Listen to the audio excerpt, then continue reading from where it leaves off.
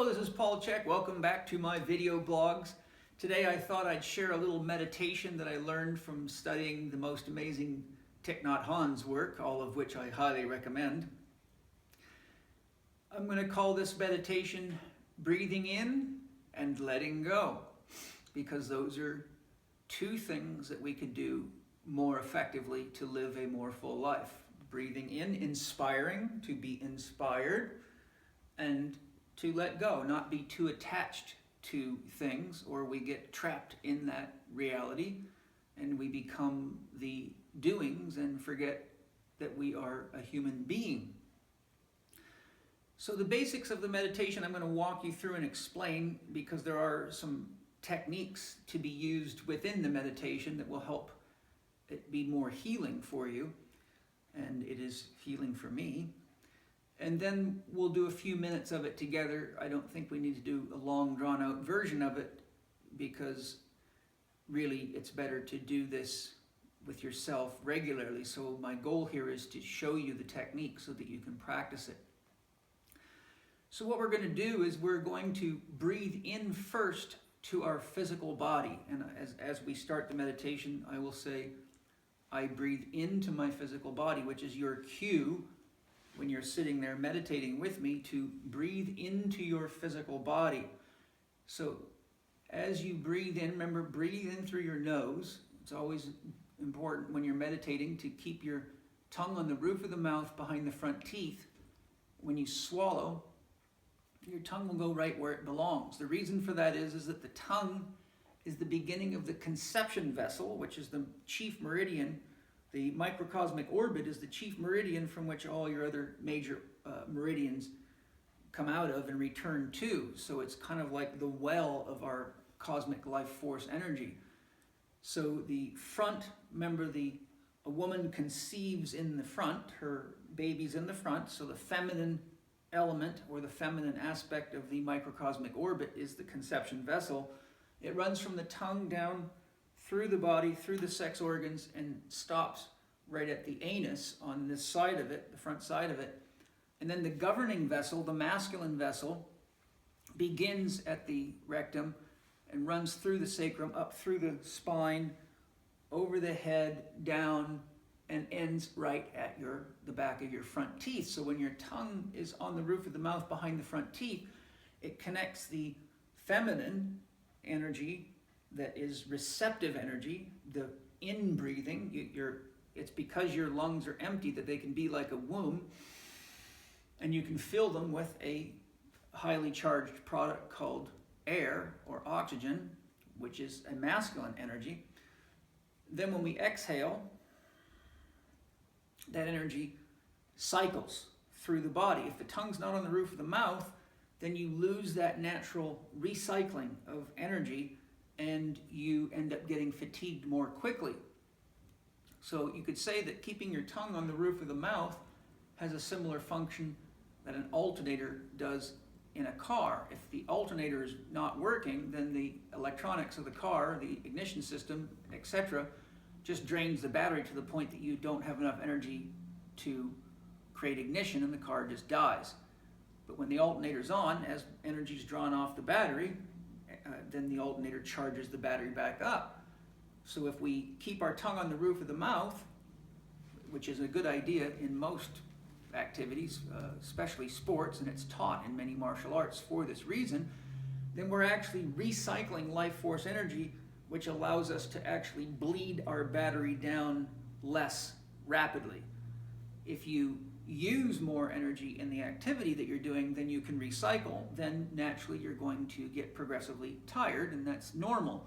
And then the body responds by making you stronger, improving oxygen carrying capacity or anaerobic capacity, depending on how you're training.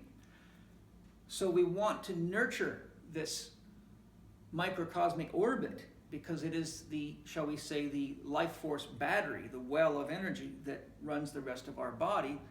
So anytime we can do a meditation to charge it up and enhance our ability to learn consciously to cycle energy through our body the way it naturally should, but we often lose that ability due to stressful environments and other factors such as physical injury and pain and things like that, But by learning to consciously cycle that energy through your microcosmic orbit, then after a while with meditations like this, the habit is reinstated at the unconscious level, so it's working like it should be without you thinking about it.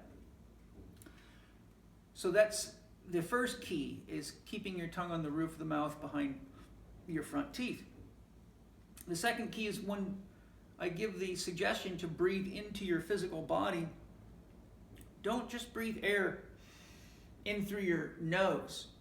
Visualize that you're drawing life force energy from every pore of your body, every part of your body, as though all of your skin, your muscles, and your organs, everything was breathing in.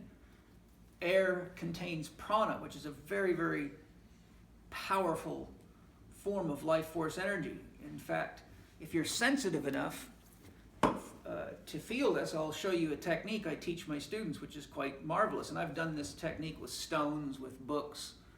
You can even do it with lead. It still works. First of all, if you feel the energy of your own breath, you don't have to blow hard. Don't feel for the wind. Just feel the energy.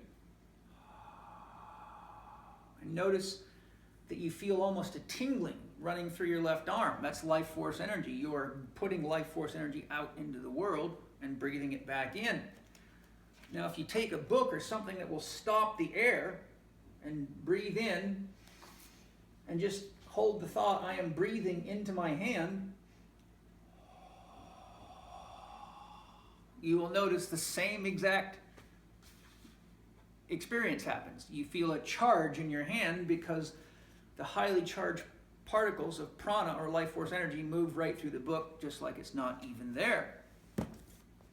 So we can breathe prana in with intention, is what I'm saying. We breathe air in through the lungs, but we can breathe prana, life force energy, in through every part of our body, and it does not need to go through the natural lung pathway. We can control that with conscious intention. So when I give the command or the suggestion to breathe in to your physical body, I'm encouraging you to keep the tongue on the roof of the mouth, breathe the air and oxygen in as you normally would, letting your belly expand for at least the first 2/3. The chest should only move in the last 1/3 of the breath. And then when I say let go, breathe out and just completely relax. That is the practice of letting go of your back pain, your neck pain, your digestive troubles, your sore this, or even just letting go of your body, which many people become overly fixated upon. Now, on the inhalation, you bring in a nice charge of air and energy and prana, so you can hang out there and do what I call the mini death. When you take that breath in, just practice completely being still, being at peace with not thinking, being, just being. And then when you let go, practice another mini death. You let it all go. Let everything go, even being. Let that go too. And then as you let go and you feel that air leave, you get to practice your next mini death. You can pretend it was your last breath, and then you just wait until you feel the body naturally wanting to breathe in.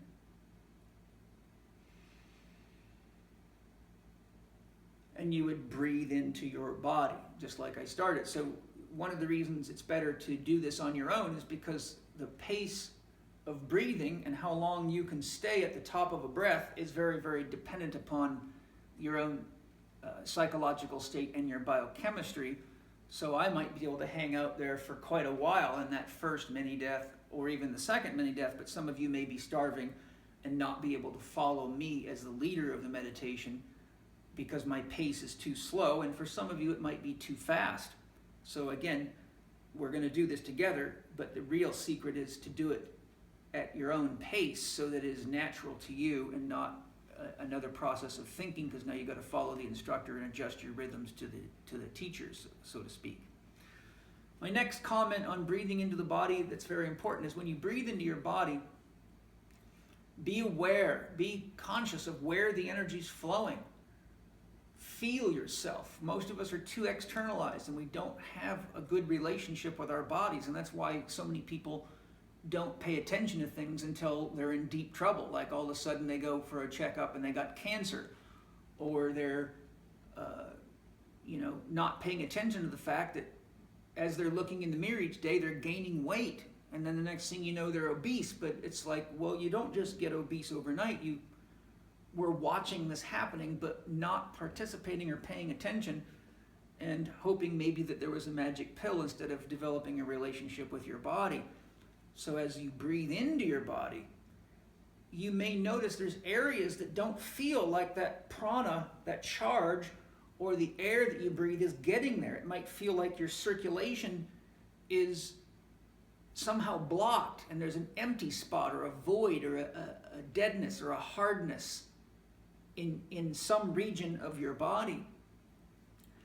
And those are usually the areas where we have walled off emotions. And if you look at the chakra system, it shows you what the main psychological themes are for each of the chakras, which tells you which body parts are related. If you look in my book, How to Eat, Move, and Be Healthy, you can see I've mapped that out as zones and then show you exercises for those zones based on the challenges that you have, which show up in your questionnaires that tells you, for example, your digestive system's under stress. So this is all easy to map in the chakra system, but the point is, let's say that your left thigh is very locked up and you can't seem to get energy to flow through there. Well, that's related to the root chakra. The left side of the body is related to the feminine energy. So we look at our ability first to nurture ourselves, and then we look at the relationship that we have with the females in our life, starting with the most important first woman is our mother, and then in a family you would extend out to sisters and the females that you're in relationships with, spiraling out from the core of the mother. The right side is the masculine side. So the first question is, my left leg, safety, security issues, what am I doing to nurture or not nurture or mother myself would be the question. The same concept goes for the masculine. So you would use these concepts to see where you're at in your body, what the main theme is, and then that helps you better ask your own self questions. Why is it that my digestion is perpetually disrupted? Why is it that I'm constipated? Why is it that I have chronic neck pain? Then you ask the questions. For example, my chronic neck pain, what am I not expressing? What am I not using my God-given abilities to use my hands to create and my voice to express, to communicate, and to create, that's trapped in me, because that's the center of the fifth chakra, which is the expression of your creative life force energy and communication. So with that kind of concept now, we will breathe into our body, fill our belly, tongue on the roof of the mouth, feel the charge entering our body through all areas of the body, feel the air coming into our lungs, being quickly distributed by the blood and moving through the body. And any one of these levels, breathing through the body, breathing through the emotions, breathing through the mind, being breathed by Great Spirit, or breathing love and giving love, are all an exploration in themselves. So they could be used as multiple meditations. And to the degree you find you have blockages in any one of those bodies, I would recommend that you use that as a meditation for that body specifically, and you can get tremendous healing and tremendous levity and sense of integration and harmony with yourself. And I do this meditation sometimes for just 5 minutes, and it just completely changes my whole sense of being and self and energy and clarity. Next, we will go into the emotional body. I breathe my emotional body. So visualize breathing through your heart center, or if you want, feel for where your emotional body is. Most people don't know, but if you put awareness on it and hold the intention which directs awareness to I breathe my emotional body and see what's happening around you. Where is energy being drawn into? Is it in your body? Is it close to your body? Is it around your body? Is it in your body and extending from your body? These are the things to pay attention to. When you practice like this and pay attention, guess what? You don't need to read books. And what you find out is most of the books say things that are just not what you experience, because a lot of the people writing the books are just writing what somebody else said without ever actually doing it. So goes the world. Okay? So this is an important one because, you know, our emotions are very, very primal, powerful regulators of energy flow. And our emotions give life to our images, our thoughts. Human nervous systems process in image. The human brain is what brings our images in. So our psyche is an image generator, and language is used to describe the images that we see inside of us. So when we breathe, when I say I breathe my emotional body, again, hold the vision of breathing through your emotional body. Even if you don't know where it is, know that it envelops your whole body. And once again, pay close attention. Is there an area that I am not feeling an inflow of prana or life force energy into my body from the outside, or where my body seems to be shut down and that life force energy from the oxygen is not flowing through the circulatory system to that area? Then, when you find that area, breathe right into it. So if all of a sudden you perceive there's a hole right here, and everywhere else you have emotional charge and energy when you breathe, but there's a hole right here or right here, let's say, then you shift your focus to breathing into that area and nourishing it, feeding it, if you will. Just like when a child's hungry, it'll hold its mouth open and mommy or daddy puts a spoon in its mouth. Well, when the child's hungry, the inner child, the part of you that's spontaneous, authentic, loving, and not programmed, is hungry, then feed it with the inspiration of healing, the inspiration of awareness, and the inspiration of connection. And for those of you that have inner vision or clairvoyance, you can actually watch these holes close up and heal. And you'll notice distinct shifts in the way you feel and relate, and how you feel more connected when you're wholesome, as opposed to having holes in you. Next, I will say, I breathe my mental body. And this is an interesting one. Again, if you can see with your inner vision, as you're doing it, I breathe into my mental body.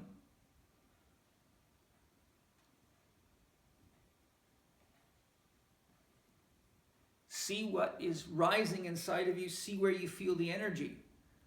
When I first started practicing this, something was very interesting. I noticed that whenever I breathed into my mental body, it stopped about here and acted like a halo largely around my head. And I giggled at myself. I said, wow, you know, that's not an ideal configuration. Yes, the brain's very involved in processing mental activity, but so is the rest of the body, and our culture is very head heavy. So I thought, isn't that neat? You know, and I am clairvoyant, so I could see this. And I thought, well, that's a neat thing for me to notice about myself. So I began consciously expanding my mental body. I breathe, and I open my mental body. So I just open that sphere to envelop my whole body, and it extends, when I'm doing this meditation, probably 2 to 3 feet from my body, and shines as a white light with blue streaks or tinges through it. It's not white or blue. There's white with blue in it, so it's quite a vibrant blue color, and it's got sparks of silver in it, so it's very energetic. So if you breathe into your mental body, or I breathe my mental body, notice where it's at, look for holes, and consciously expand your mental body to envelop your whole physical body, because the wisdom of the whole body is relevant. Your legs have wisdom. They connect you to the earth. Your feet have functions that the hands do not have. The knees are not the shoulders. The hips are unique. The joints of the body all have minor chakras in them, and you've got very large joints. Your hips are large, your knees are large. So there's a lot of energy there. So if our ability to access our whole body as part of an overall organism that thinks instead of just a brain is utilized, then we can get earthly wisdom because our feet are very connected to the earth. We can get the wisdom of the flow of the element of water through our pelvis. We can get the wisdom of the element of fire or the solar energy that manifests in the solar plexus and gives us warmth and metabolism. We can access the intelligence of the heart system, which really is the chief integrator of all of it, and we can gain the power of the air element. So I don't have time to go into the depth of the elements, but then that allows us to be more integrated and whole. So we often go from a small head-focused mental body, and the meditation allows us to expand, connect, and fulfill. And so we charge it up, we sit on top of the breath, have a mini death, enjoy the vibration of the mental body in this case, exhale, have a mini death, and let go of the mental body to be free of any kind of concept whatsoever. And then finally we come to, I breathe the love of the universe, or if you prefer, I breathe the love of Great Spirit, or I breathe the love of God, whatever works for you at that level. And I give the love of Great Spirit. And as you breathe out, visualize your love going out to penetrate the entire world. And just the way that prana moves right through the book, I don't care if somebody's on the other side of the world, that's a big rock. If your intention is to breathe love to someone on the other side of the world, or in my case, I just like to breathe love to everyone that needs more love than they have. And I feel great that I can contribute to the world that way each day just by knowing that I have the ability in me to love, and I can love myself, but I can also share love with all living beings in a way that does not require me to be stressed or strained, but I can stay connected and know that my intention is to give love. And if the intention is there, then so is the reality. Intention is the director of life force, energy, and creativity. So now with that explanation, so you understand how to follow me, let's just do a few breaths at each level so you can get a sense with me at how the meditation flows in practice. You don't need to sit. I believe you should meditate in whatever posture is the one most likely to allow you to meditate. And if you're sitting, though, it's a good idea to keep a good upright spine. You don't want to be kinked. It disrupts the flow of life force energy in your body to suboptimal levels. But you don't want to be ramrod straight and using your muscles to hold you up like a Marine in formation either. You just want to find a nice, balanced, comfortable sitting posture. So we'll begin now, tongue on the roof of the mouth. I breathe into my physical body.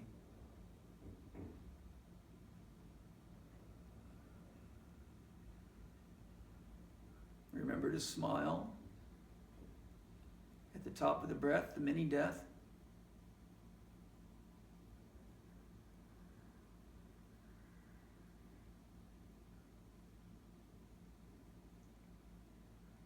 I let go and just let it all go. Another mini death. I breathe into my physical body.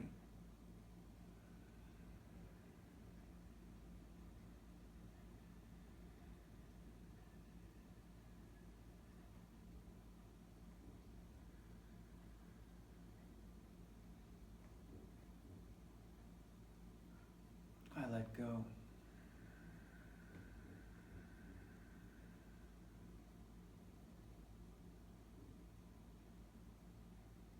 I breathe into my physical body.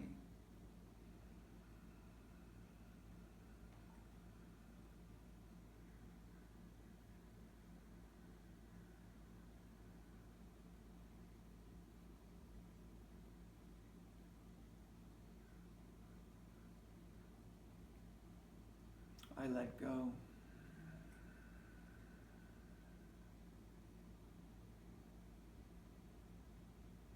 I breathe into my emotional body.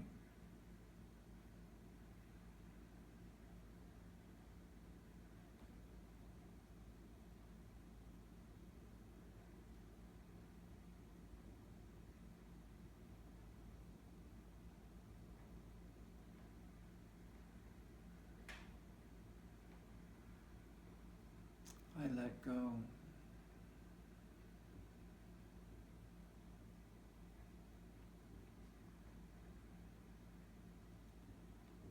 I breathe into my emotional body.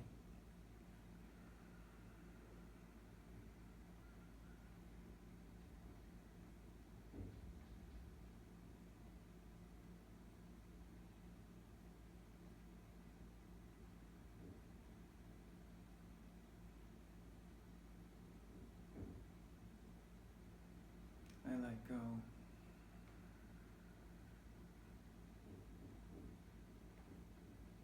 I breathe into my emotional body.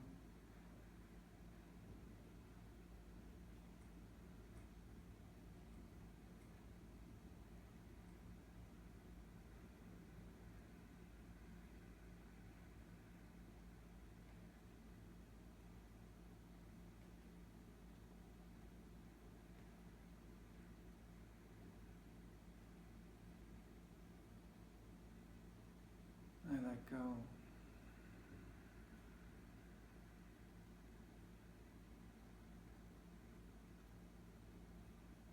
I breathe into or inspire my mental body.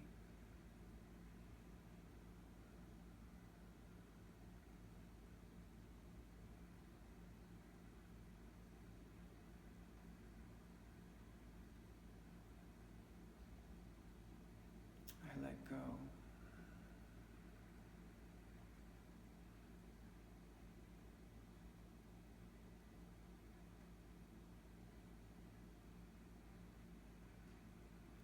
I inspire my mental body.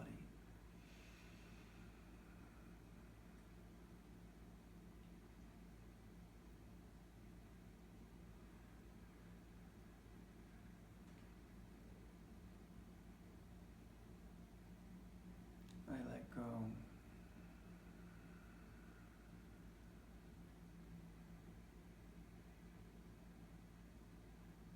I inspire my mental body.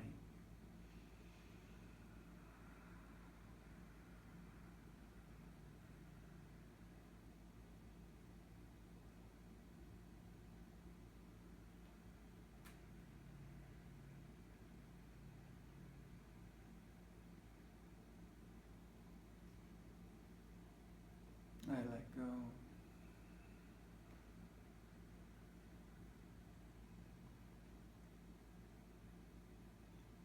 I breathe the love of Great Spirit.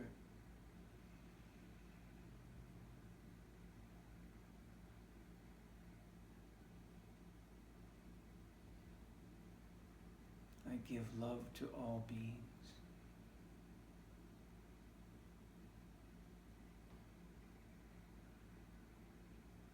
I breathe the love of Great Spirit.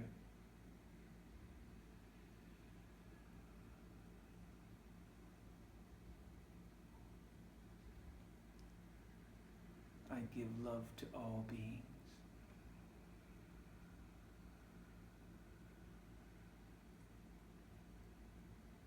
I breathe the love of Great Spirit.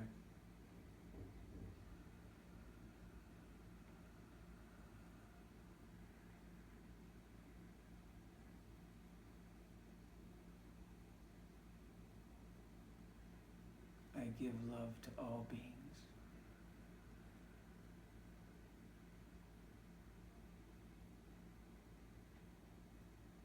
slowly come back into yourself now.